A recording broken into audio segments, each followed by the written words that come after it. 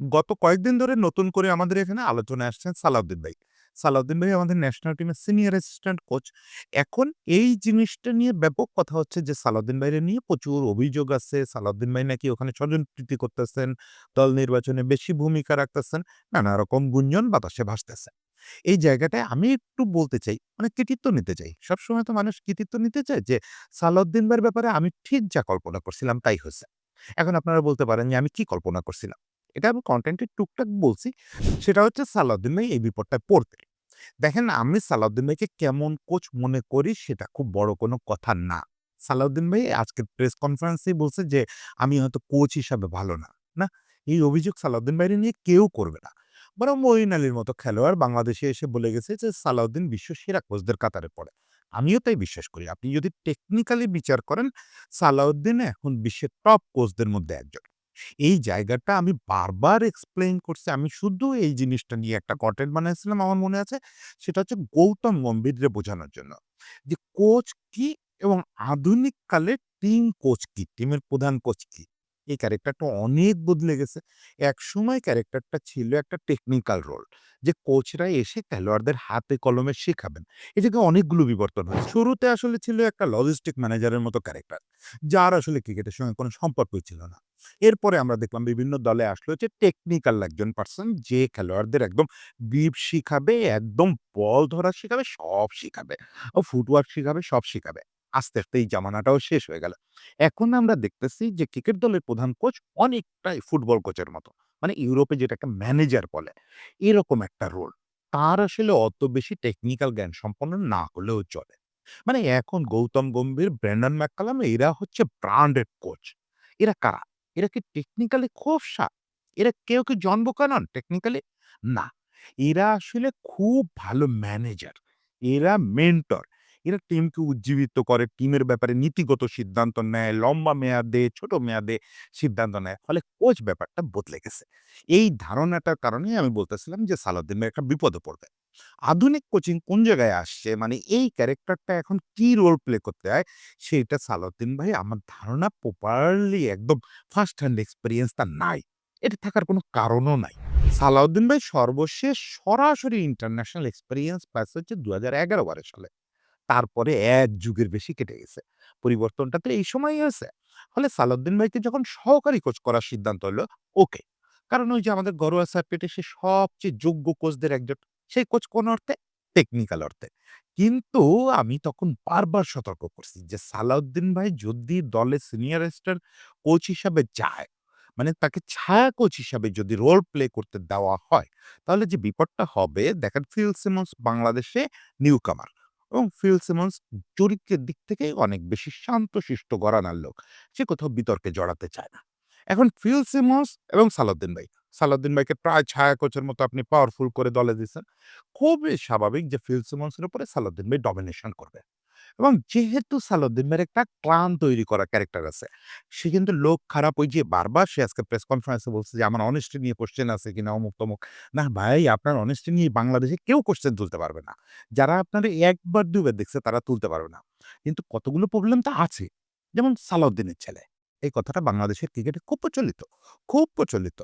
এই সালাউদ্দিনের ছেলে ব্যাপারটা হচ্ছে একটা ক্লান তৈরি করা।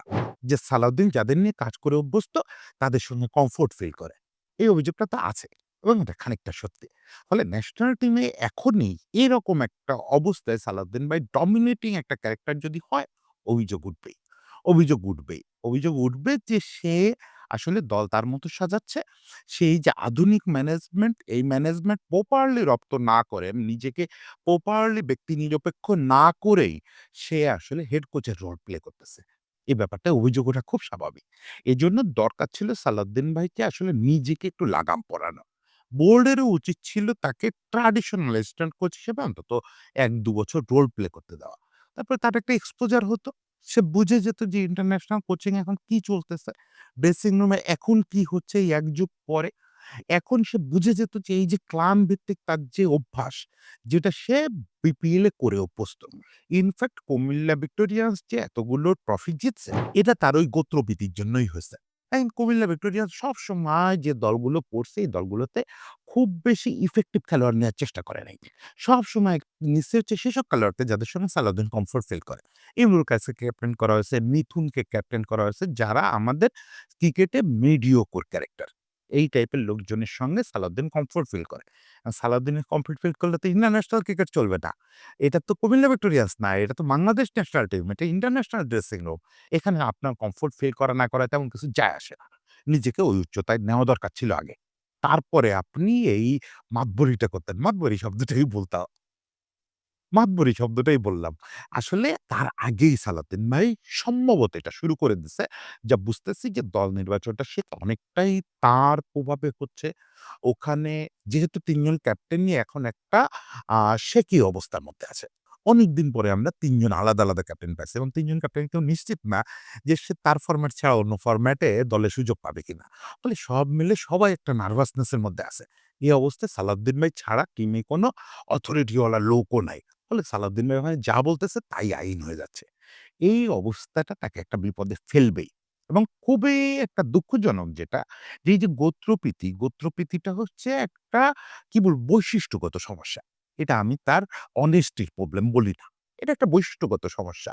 কিছু কোচ আছে এবং এই কোচদের এই স্বভাবটা ঝাড়তে হয় টপ লেভেলে আসতে গেলে। যে আপনাকে একটা পর্যায় পর্যন্ত সাকসেস পাচ্ছেন আপনি গোত্রপ্রীতি দিয়ে, এখন ওইটাকে ছেড়ে দিতে হবে। সেই জিনিসটা সালাউদ্দিন ভাই এখনো ছাড়তে পারে নাই।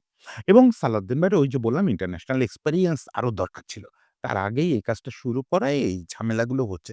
যেমন সালাউদ্দিন ভাই আজকে প্রেস কনফারেন্সে একটা কথা বলল যে, "আমাদের হাতে খুব বেশি খেলোয়াড় নাই। নাসুমকে ঢুকাইতে পারলে হয়তো ভালো হতো আমি বুঝি।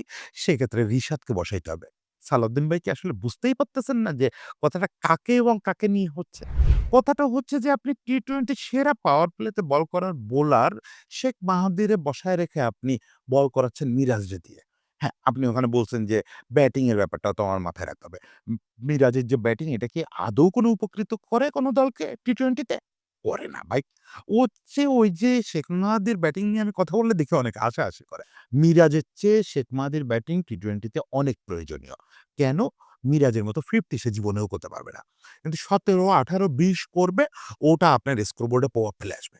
স্ট্রাইক রেট বদলায় দিবে সে। এটা তো তার ব্যাটিং এর ব্যাপারটা গেল। ব্যাটিং এ সে কিছু না করলেও কিছু যায় আসে না। কিন্তু ও যে ৪ ওভার বল করবে রে ভাই, ও তো পিওর টি-টোয়েন্টি বোলার। ওই যে কালকের এডিটোরিয়ালে আমি বলছি যে রিশাদ পান্থী টি-টোয়েন্টি বোলিংটাই করতে পারতেছিল না। ও যে লেন্থে বল করতেছিল, শর্ট বল করতেছিল, এটা টি-টোয়েন্টিতে চলবে না। এই জিনিসটা বাংলাদেশি স্পিনারদের মধ্যে সবচেয়ে ভালো বোঝে হচ্ছে শেখ মাহাদি। তারপরে রিশাদও এই সিরিজে দুর্দান্ত লেন্থে বল করতেছে। দুটো এরকম লেন্থের স্পিনার যদি আপনার হাতে থাকে, আপনি কেন মিরাজকে বহন করে নিয়ে বেড়াবেন? আমি সেই প্রশ্নটাই আপনাকে করতে চাই। এটার উত্তর আপনি এই মুহূর্তে দিতে পারবেন না কারণ আপনার ওই গতবিধিটা রয়ে গেছে। এজন্যই আজকে আপনার এই কথাগুলো শুনতে হচ্ছে। আমি আপনার সঙ্গে পুরোপুরি একমত। যিনি অভিযোগ তুলছেন তার অবশ্যই উচিত ছিল অভিযোগটা ডিটেইল বলা যে আপনি কি করতেছেন, কি অভিযোগ আপনার বিপক্ষে। এই তো নেন আমি আন্দাজে বলে দিলাম। আমি টিমের কোনো খবর জানি না, কিচ্ছু না। আমি আন্দাজে বলে দিলাম যে আপনার বিপক্ষে অভিযোগ হচ্ছে আপনার একটা গোত্রভীতি আছে যাদের সঙ্গে আপনি কমফোর্ট ফিল করেন, আপনি 11 এ তাদের রাখতে চান এবং আপনি হচ্ছে এক ধরনের বাকিদের সাইড করে দেন।